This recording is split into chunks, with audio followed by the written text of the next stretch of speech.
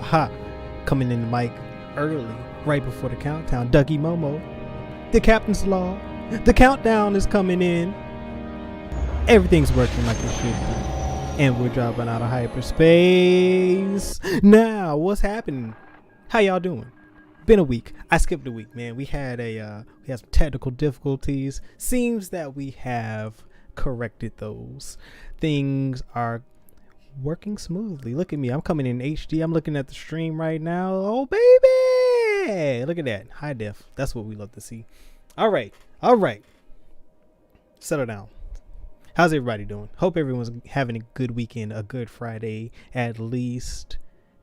And I hope you have a good Saturday, Sunday, and the rest of the week and next week and for eternity. Yeah, let's get into it. How do we want to do this? This will probably be an hour-long stream because, as I said, I couldn't do last week's for part 1 of the finale. So, fortunately, they did break the finale up into 2 parts, which means I can do part 1 and part 2 together because I feel like they honestly need to be done together because I'm not sure how I feel about the finale being split in 2 at this point in time, given this week's episode. It was not the best half of the finale. I think the first half was the better half, and we'll get into all of that. But how do y'all want to do this? Y'all want to do part 1 and just dedicate the first 30 minutes to part 1 and then shift into part 2 in the second 30 minutes? What's up? Or do we want to just talk about it as one wholesome unit and close out the Bad Batch season 1 that way? Y'all let me know in the comments. It's pristine, isn't it? Look at that, man. I hadn't had that. Look at this. It's pristine. The captain's log. It's pristine. Look at me. I'm coming in 1080p. Oh, that's full HD right there. Look at that, man. That's beautiful. It's beautiful, man. It's a beautiful thing. All right. Well, you know what? Let's do this. Part 1. If you saw it in the chat, give me on a scale of 1 to 10, where do you rank part 1 of the finale? For me, part 1 is definitely a 9. That part 1 was really, really good. For me, I didn't realize, and you know what, the strength of it is the destruction of Kamino, of course, unfortunately, but that is the strength of the episode. I didn't realize how attached I had become over the years to Topeka City, the Kaminoan cloning facilities, the capital of Kamino. Man, that was really rough to see that get all destroyed, and the way they set it up, because we had we spent some time on Kamino. A great deal of time was actually spent on Kamino during this series. It didn't entirely happen all on Kamino, but we had a lot of good moments on Kamino. We actually saw Kamino transform from the Kamino that we know from the days of the Republic to the Kamino of the Empire, all the way to the end. And the clone cadets marching down the hallway, everyone being evacuated from the facility, leading up to that moment where Admiral I almost said Riken. Is his name Riken? Rampart, not Admiral Riken. Where Admiral Rampart gives the order to destroy Kamino, and on top of that, he gives an order to clones. the command bridge is made up of clones. Now I thought that, and maybe my disappointment for the finale is due to my own fan fiction, or at least my idea of what I wanted to happen in this episode, because I did want to see a clone uprising. I wanted to see that happen on Kamino. I had said, I wanted to see the clones rise up against the Empire. Maybe there's some split factions. There's some groups of clones that are loyal to the Empire. There are some that are not. Some that are loyal to the Kaminoans and to the Republic and what that stood for. I thought that's what they might have been setting up with Hauser on Ryloth. The idea of that, the potential for that to happen on Kamino. And then in that situation, right, like we have a whole civil war happening on Kamino, and then that's when Rampart would swoop in with some Star Destroyers, actual, not Venators, but actual Star Destroyers, first of the line, with his conscription soldiers all aboard, and they just open fire on the facilities. Bad Batch clones, loyal to the Empire, not loyal, all of them, they just open fire on them. That's what I thought would happen. So I got part of that. They did destroy Kamino, but definitely the strength of that episode of part 1 was how they showed the vacant hallways of Kamino and the cloning facilities and all of the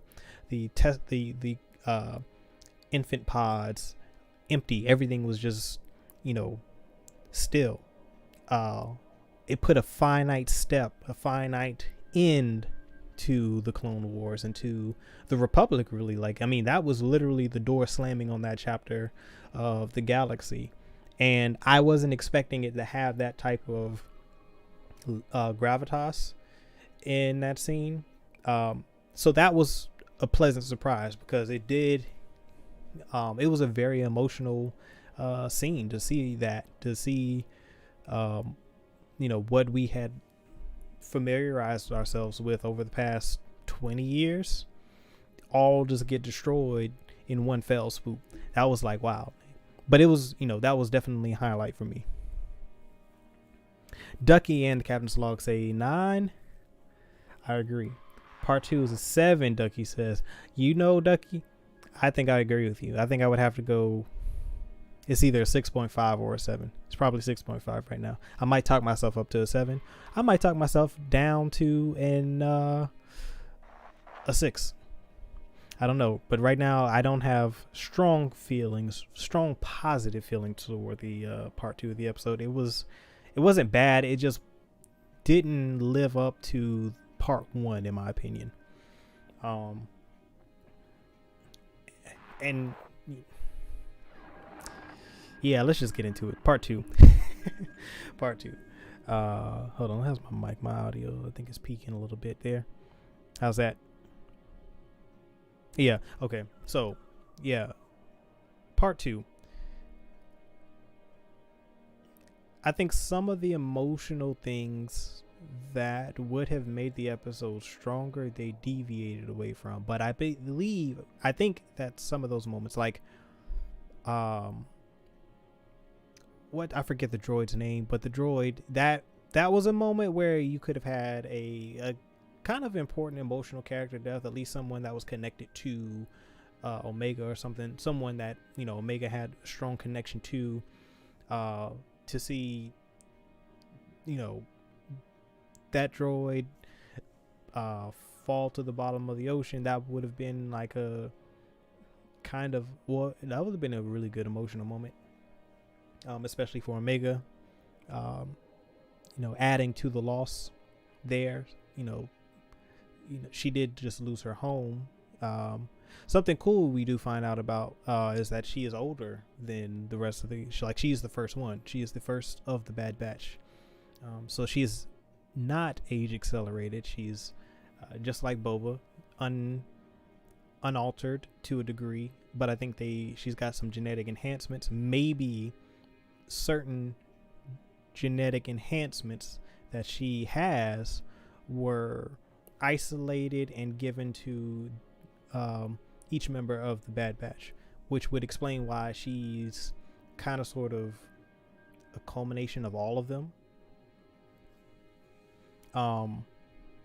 She's a that I think that's probably an interesting aspect of that part 2, but you know, given what we got in that part 1, and you know, even in the part 1, the fight with Crosshair and the showdown and all of that, you know, everything kind of sort of built up in that first episode, and then the second part just didn't have that same impact that the part 1 had, at least for me. It didn't have the same impact on me, which I would have preferred to have. My thing is, with a season finale, ideally you want to be hyped for season 2 with how they conclude the season previous, right? Like, think season 1 of Mandalorian, for example. That finale got us hyped for season 2, of course. Season's 2 finale got us hyped for everything that's to come. I mean, that got us not only hyped for season 2 or season 3 of The Mandalorian, but, you know, the future of live action Star Wars on Disney Plus. Like, it opened up so many possibilities, not just within The Mandalorian, but within Star Wars. This didn't really do that. Even season 1 of Rebels, which, you know, a lot of people say that season 1 is probably the worst season of Rebels. I enjoyed season 1, but that season 1 finale was really, really good. It got everyone on board for season 2 and got them hyped because of how it concluded, and the things that it set up. The setups here at the end of season 1 are a bit more obscure. So we have to depend more on the marketing and promotion of season 2, which we won't get for another year, possibly 2, depending on how the world goes over these next few months. It's going to really determine whether or not how soon we get this second season. But yeah, I mean, it was kind of like, it just felt like a run-of-the-mill episode. It just felt like an episode that you could have had happen at any point during the season. It wasn't a strong finale. I think the first part of the finale was the strongest part, and you know, that's, from a storytelling standpoint, a little unfortunate. But you know, I don't think it's the end of the world. I think that I still feel like a lot of this is going to connect to a series like Andor, maybe some of Kenobi, and any and everything that they're doing within this time period. I think all of it will connect, and we'll see the connections, and we'll see characters cross over, events and things be mentioned and what have you, things affecting shows across the board within this time period. All that's going to happen, but it's kind of like, I don't know. I'm just not looking right now. I'm not looking forward to. I won't say that. I'm not hyped to see season 2. I'm looking forward to watching season 2 because I like the series, but you know, I'm not really I'm not really all that hyped for it. Ducky Momo says it really makes me want to nail down her age because she doesn't look that old. Yeah, I agree. I mean, I feel like I think she and Boba are about the same age. Well, no, I don't even think so. I don't know, man. Because Boba should be like, how old is Boba? Like 12 now during this time period? She's pretty, I mean, he's got to be a teenager, right? At this point in time? Possibly. Clone Wars is 3 years. When did the Clone Army get commissioned? It was before Phantom Menace. But how many years before Phantom Menace? Was that like 5 years? I don't know. Maybe. I mean, he's got to be a teenager just based off of the time and the age and, you know, the time that passed since Jango was commissioned to be the donor to this point in time in canon. That's got to be close to. That's got to be like 15 years. I'm gonna say 15. Like I feel like Bobo's got to be about 14 or 15 right now. She doesn't seem like she's that age, so maybe she's younger than Bobo. Maybe she's younger than Boba. I think I'm starting to believe that she's younger than Boba. Maybe she is. Perhaps they created her at the beginning of. I don't know. Maybe around the time of Phantom Menace, because they were creating clones all that time, or maybe somewhere in that 10-year gap between Phantom Menace and Attack of the Clones. She had to have been created in that time period. Ash Hammer, what's happening? Good to see you. Appreciate you for joining. Captain Slog says, Part 2 flipped the social structure of the group. As the audience learns that Omega is older, she went from the kid needing protection to big sis looking out for baby bros. Yeah, in a way, didn't it? But the problem with that also is it wasn't strongly emphasized in the episode. Like, that didn't really drive the plot and the story. Like, the escape pretty much was the episode, but a lot of the meat and potatoes of the plot was them escaping, where maybe they should have focused more on the fact that she is older than they are, and she is the one, she is the template that upon which they were created. Like, make some big secret needed to be revealed in this part of part 2. We got the big emotional draw in part 1, the literal ending of the Clone Wars and the Clone War, well, the era of the clones, really. That ended right there, and right at the end of the first part. This needed to touch more on giving us a little bit more about the origins of the Bad Batch, why they were created, why Omega was why and when Omega was created, stuff like that, or at least tease it a bit, make it a little bit more memorable, something, perhaps set up some things regarding Omega and the Bad Batch for the following season. Crosshair's turn was a bit of a red herring. It didn't feel real to me in the first part, and then it culminated in him also not going with them at the end of this episode. So that I wasn't surprised by that at all. Like, maybe it surprised some people, but it didn't surprise me that he chose the Empire over the Bad Batch, even though they helped each other escape. It's kind of like the reverse of Zeb and Agent Callus in Rebels. Or actually, more similar than different. We'll see how Crosshair is in season 2.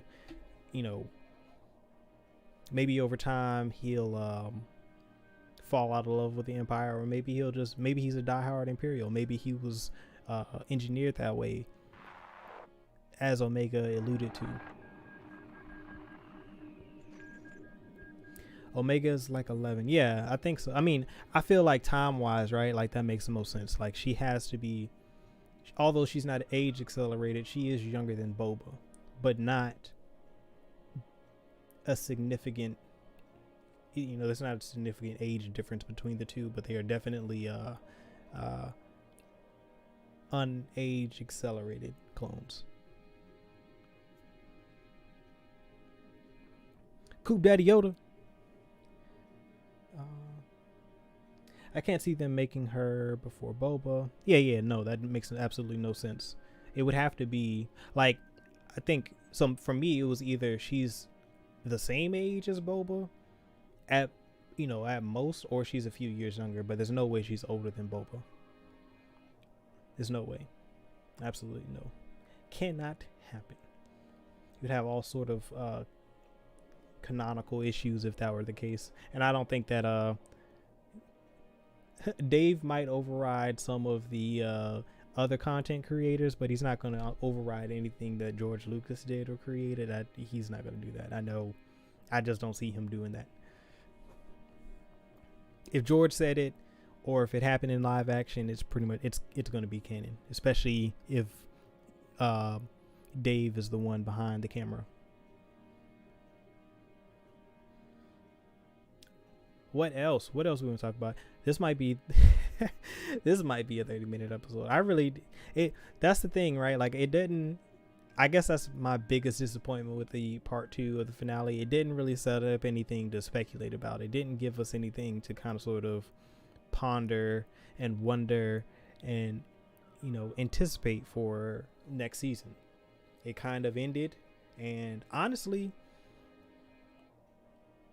it feels like, and maybe I'm alone in this, but, you know, let me know if you agree in the chat, but it kind of feels like you could end this series with part 2 and they don't even need season 2, and I don't think anybody would like wonder what happened, just because of how I think they just missed some opportunities setting up season 2 and setting up some anticipation. I have no idea what season 2 is going to be about at all. It could be anything at this point. They didn't really give me anything to kind of go on, really. I mean, they went off on their separate ways. The Bad Batch, Crosshair is still with the Empire, so they'll be at odds again in season 2, but to what end?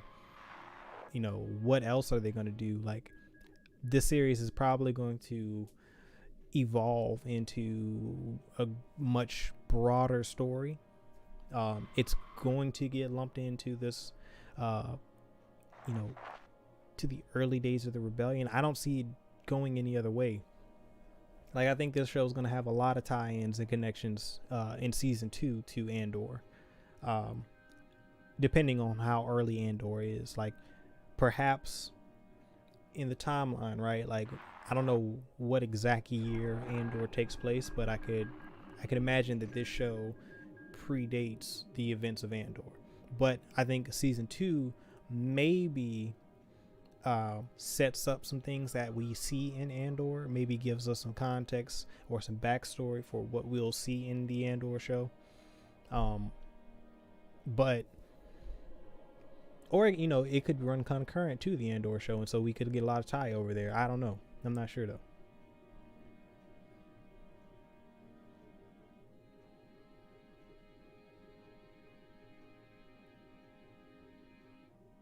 Yeah, I agree with that. Boba, Omega is probably the same age as Boba in Attack of the Clones. That seems reasonable.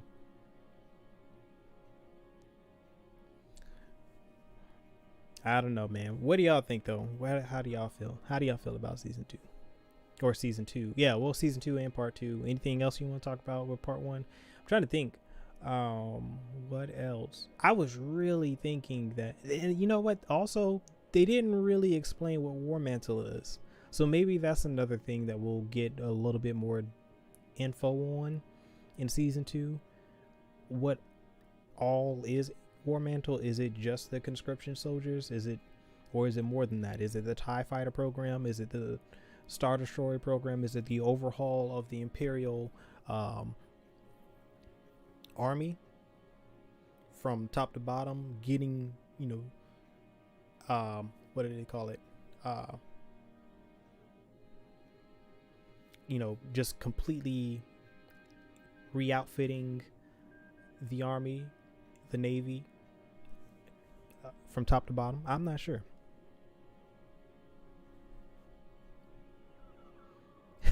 My mom is giving this entire series a 7. I guess we can do that, right? Let's do that. Where do we rank the entire season now that it's concluded? On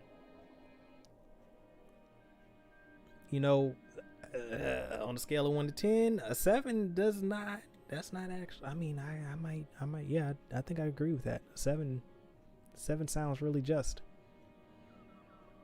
It's really average.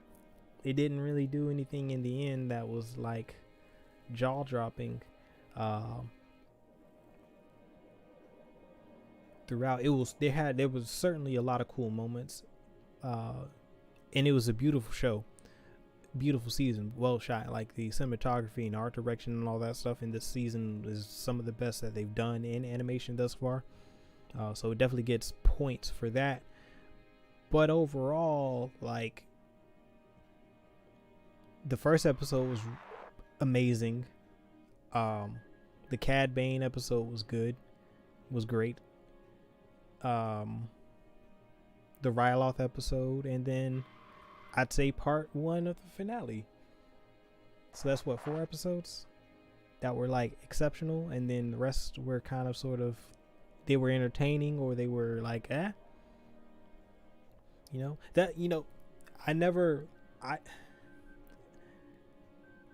none of the episodes in this season got me really hyped to wake up at 3 o'clock in the morning to watch them. So, because it was so average. I mean, and then I did wake up early this morning to watch this episode, but it wasn't as good as the first part. So I don't know. A 7 is good for me. Ash says an 8. Man, that's high. I can see it. So I can see people giving it an 8 though. 8 seems reasonable too. An 8. I think anywhere between 6 to 8 is reasonable for season 1. Not to say that that's like going to be the trend. I think they'll make some tremendous improvements. This feels like it's paced just like the Clone Wars, and season 1 of the Clone Wars was not the best season. I mean, it's definitely the worst season of the Clone Wars. Rebels, because I think they knew from the jump that Rebels was going to be a shorter run, and so I think the pacing of Rebels was a lot faster than the Clone Wars, and it's definitely a lot faster than this season. This one really does mirror the Clone Wars, and coming off of season 7 of the Clone Wars and then going into the Bad Batch, the first episode felt like a continuation from season 7, and then the rest of the series felt more like the Clone Wars, the early seasons of the Clone Wars. And then we have some really good dramatic moments, but no jaw dropping moments in this season.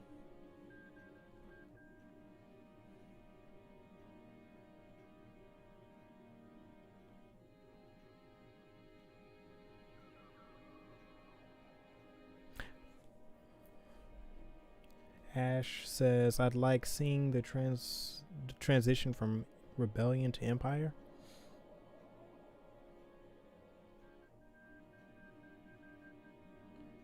The transition from rebellion to empire. Do you mean republic to empire?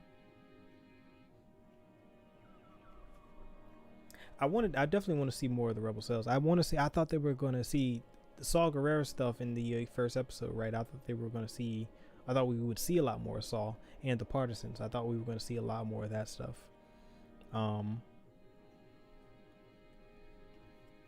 I think we were going to see, I thought that there was going to be a bigger emphasis on the rebellion. They did hint at it. Rex seemed to hint at it as well.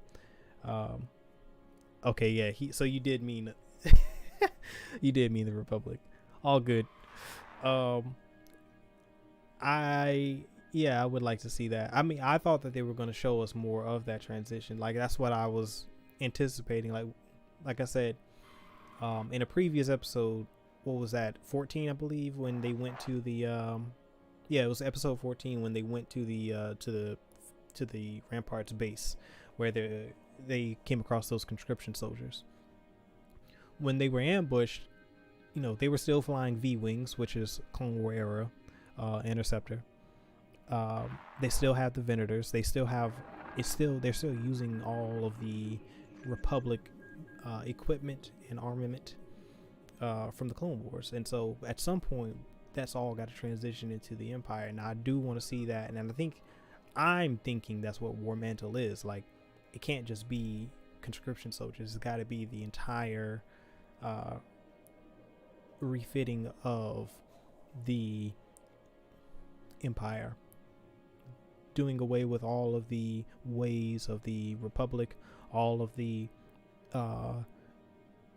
weapons, all of the equipment, all of the armament, everything must go.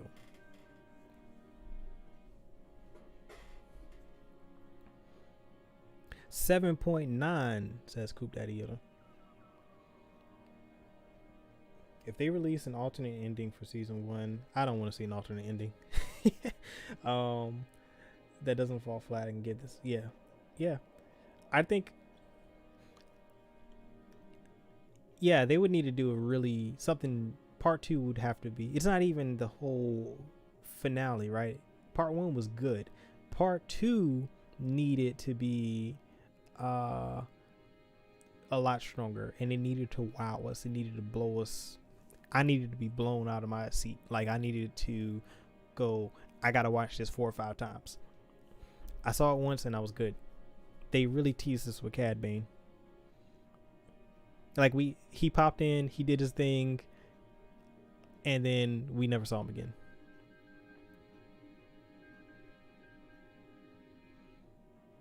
I think they missed their chance to advertise Book of Boba by having him show up at the end. Could have done a Boba scene instead of a cloner scene. Yeah. I mean, something, right? Like, tease us, give us something interesting to kind of sort of look forward to. But hey, I'm getting ready to start rambling, so I think I'm going to end this stream. It has been a fun ride, albeit not the ending that I would have liked, but I still enjoyed it. Like I said, it's a 7, so that's average for me. There was no bad episodes, but there weren't that many spectacular episodes, so it kind of just like, balances it out. It puts it somewhere in the middle for me. What else? What are we getting into? Acolyte is not this year. What's the next thing? Kenobi and Andor? When it comes out first? Kenobi or Andor? Well, no, we are getting the Book of Boba first. I'm sorry. Book of Boba, that comes out in December. The Ahsoka show comes out in the spring. And possibly, I don't know. Anyways, Visions, that's right. I'm definitely looking forward to Visions. I totally forgot about that. When is that? That's in September, right? That's coming up soon. Yeah, Visions and Book of Boba. I'm definitely looking forward to Visions. I think Visions is going to catch a lot of people by surprise because it's going to be super creative and it's going to be super different. And I think we need different right now. Just something that isn't what we're accustomed to seeing within Star Wars. The creators and different studios putting their own spin, their own footprint on Star Wars and Star Wars universe that's really cool. I think it could inspire some ideas and some more creative thinking that would help. I think it could help Lucasfilm get out of their comfort zone a little bit, think outside the box. I think some of the things that because they allowed the creators to do whatever they wanted to do, I think that was the right direction. I think that was a good choice because that could end up inspiring some ideas that they can incorporate into the canon story that could be very different, but can be easily fit into what we all know and love Star Wars to be. But yeah, it's Friday night. It's 8:30 p.m. Definitely, if you're going out tonight, be safe. This variant is out there. COVID's still around. So, do your thing. Hope you all have a good weekend. Tuesday night, 8 p.m. Eastern Standard Time. Of course, we have the Cookout, episode 51. I don't have the show topics yet, but be on the lookout for that. Wednesday, we will be doing another, episode 2 of What If. that was a really good show, man. That was such a good episode. We did episode 1 on Wednesday, so if you hadn't watched that and you've been watching whatever, definitely go back and check that out. But we'll do each episode every Wednesday, 8 p.m. Eastern, here on this channel. And yeah, Fridays I can probably get back into doing some just random Star Wars stuff until we get Visions. Well, I'll just come on here, chop it up with you all. We'll talk Star Wars. We'll speculate. We'll, do what we do. We'll talk Star Wars for 30 minutes here on the channel. But yeah, this has been fun. I'm glad I got my internet fixed. Things are working. Everything went smoothly. No drops, no lag, no quality dips, no, discombobulation, what have you. So very satisfied with this conclusion. Yeah, thank you all for joining. If you want to support the channel, you can donate, support us on Ko-fi. Coffee. The link is pinned to the chat. You don't have to, but we would love it if you did. Follow us on social media. All the links are down below in the chat, and in the description box. And as I always say, wait a second. Peace, love, blessings, and may the force be with you always.